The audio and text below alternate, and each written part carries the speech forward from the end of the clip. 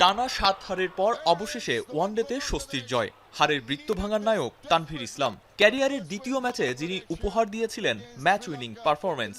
র্যাঙ্কিংয়ে অবনমন, কখনো ব্যাটিংয়ে কিংবা বোলিংয়ে বাজে পারফরম্যান্সের ধারাবাহিকতা ধরে রেখে কলম্বোতেও হার। একটার পর একটা পরাজয়ের গল্পে কলম আর কথার খোঁচায় জর্জরিত বাংলাদেশ ক্রিকেট দল। তবে এবার মিলল শান্তির পরশ। ব্যাটিংয়ে উত্থান পতনের চিরাচরিত চেহারাটা অবশ্য প্রেমাদাসতেও ছিল। আগের ম্যাচের হাফ সেঞ্চুরিয়ান তানজিদ তামিম এবার ব্যর্থ, তবে দাঁড়িয়ে গিয়েছিলেন ইমন।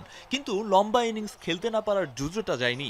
শান্ত মিরাজরা যথারীতি উইকেটে সেট হয়ে আউট। অফ ফর্ম কাটার আভাস দেয়া হাফ সেঞ্চুরিয়ান হৃদয় ভেঙেছে রান আউটে। জাকিরের আউট যেন আগের ম্যাচে হৃদয়ের আউটের পুনরাবৃত্তি। একেবারে শেষের দিকে বোলার সাকিব ব্যাটার হয়ে ওঠায় লড়াইয়ের পুঁজি পায় বাংলাদেশ।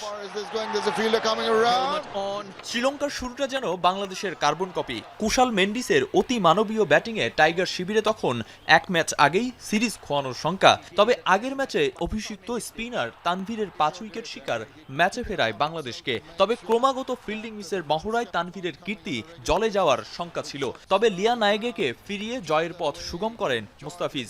আর লঙ্কানদের কফিনে শেষ পেরেকটা ঠুকেছেন তানজিম সাকিব। গত বছরের নভেম্বরে আফগানিস্তানের সাথে ওয়ানডে জয়ের পর ব্যাটিং বোলিং ফিল্ডিংয়ে সমন্বয়হীনতায় ভুগছিল মিরাজরা। অবশেষে প্রেমাদাসায় ভক্তদের ভালোবাসার ঋণ কিছুটা হলেও শোধ করল টাইগাররা। আরিফুল ইসলাম সাহাব, এখন।